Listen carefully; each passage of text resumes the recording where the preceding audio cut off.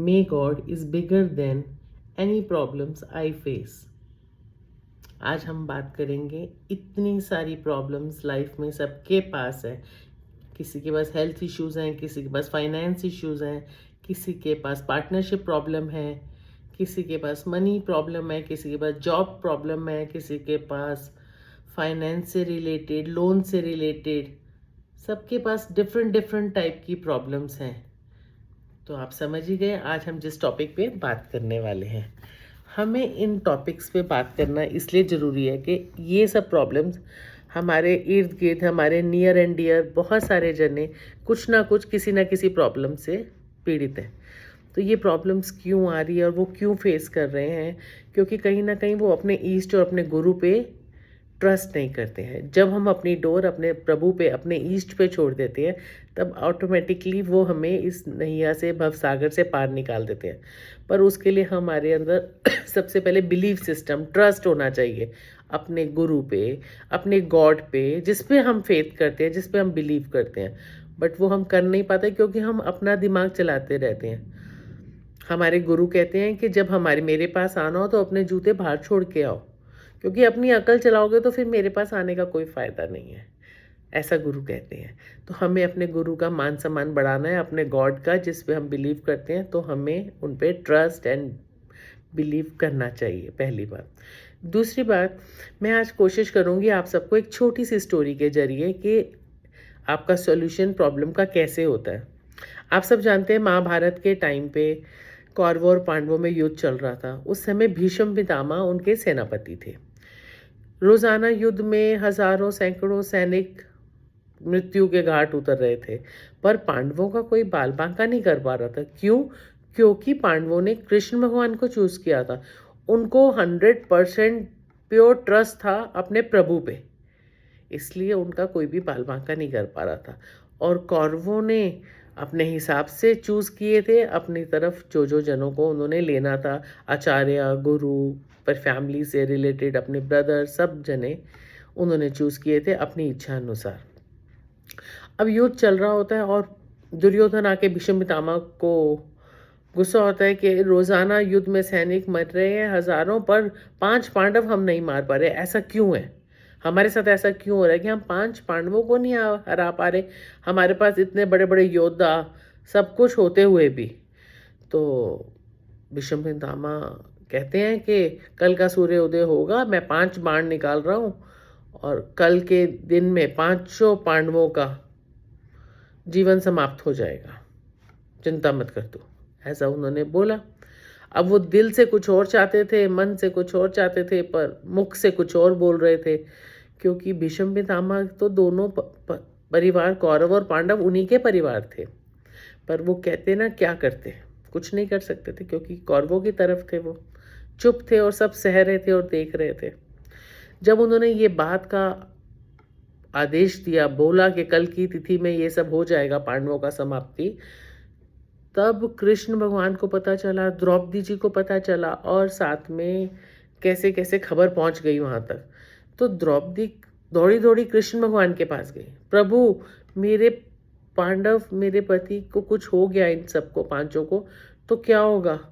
अगर भीष्म पितामह ने प्रण ले लिया है कल के दिन में, तो क्या होगा?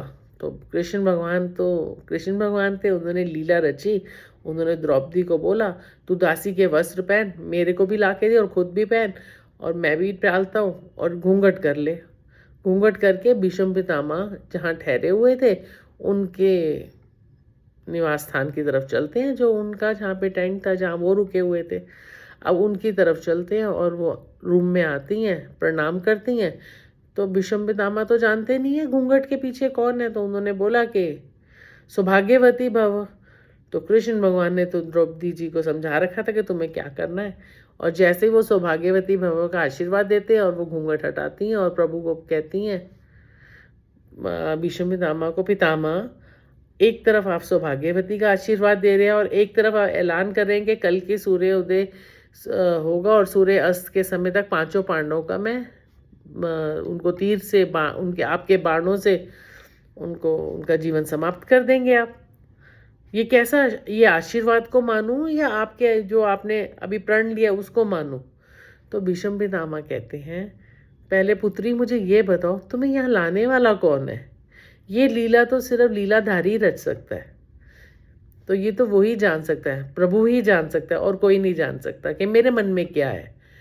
तो द्रौपदी ने इशारा दरवाजे की तरफ किया, और जब किवाड़ की तरफ इशारा किया तो क्या था किवाड़ की तरफ? कृष्ण भगवान दासी के रूप में साड़ी पहने हुए खड़े हैं। तो वो समझ जाते हैं सारी लीला। अब आप समझे कि नहीं समझे जो मैं समझाना चाह रही हूँ, ये चीज़ कि उन्होंने अपनी डोर प्रभु के हाथ में छोड़ी हुई थी। तो भीष्म पितामह मुस्कुराते हैं और द्रौपदी जी और कृष्ण भगवान चल पड़ते हैं अपने शिविर की तरफ। अब कृष्ण भगवान पांडवों की तरफ जाते हैं और पांचों पांडव अच्छे से अपनी निंद्रा में, डीप स्लीप जिसको कहते हैं ना, चिंता मुक्त डीप स्लीप में अपना आराम फरमा रहे हैं, सो रहे हैं। तो कृष्ण आके बोलते हैं, पांडव तुम्हें कोई चिंता नहीं है कल के सूर्य उदय की? कल युद्ध की प्रभु भीष्म पितामह ने इतना बड़ा ऐलान किया है कि कल पांचों को तुम्हारा जीवन समाप्त कर देंगे। बाण 5 निकाल रखे तुम पांचों के लिए। तो युधिष्ठिर, भीम, अर्जुन, नकुल, सहदेव पांचों जने मुस्कुराते हुए बोलते हैं, प्रभु हमें चिंता की कोई जरूरत ही नहीं है। कहते क्यों? कहते हैं आप जो बैठे हैं हम आपकी शरण में हैं, तो हमारी डोर तो आपके हाथ में है, तो हमें डरने की क्या आवश्यकता है जी? हमने अपनी डोर आप पे छोड़ दी है। आप सब समझे मैं क्या बताना चाह रही हूँ? जब प्रभु के पास अपनी डोर छोड़ देते हो तो आप भवसागर से पार हो ही जाते हो। आपको कोई भी नहीं रोक सकता भवसागर से नैया पार लगाने में। तो अपनी डोर प्रभु पे छोड़िए, तभी बोलते हैं ना, may God is bigger than any problem I face. जो मैं फेस कर रहा हूँ, अगर मेरा प्रभु है तो प्रभु से ऊपर तो कोई है ही नहीं। वो तो सर्वोपरि है, वो तो सर्वश्रेष्ठ है। तो अपनी चिंता करना छोड़ दीजिए। चिंता करने से चिंता समाप्त नहीं होती है, चिंता चिता समान होती है। चिंता मुक्त हो जाइए। चिंता करने से चिंता कम होती तो बात ही क्या थी। इसलिए लाइफ में, हर किसी की लाइफ में स्पीड ब्रेकर्स आते हैं। किसी को भी हाईवे स्मूथ नहीं मिलता, किसी को स्पीड ब्रेकर्स पहले मिल जाते हैं, किसी को बाद में मिलते हैं, पर आते ज़रूर हैं। जो हम दशाओं में बोल देते हैं, किसी की मंगल की महादशा चल रही, किसी की शनि की चल रही है, तो ये सब दशाएं ही हैं। ये जब जब नवग्रह की दशाएं आती हैं, सब अपने अपने रंग में रंगती हैं, तो वो अपना अपना असर दिखाती हैं।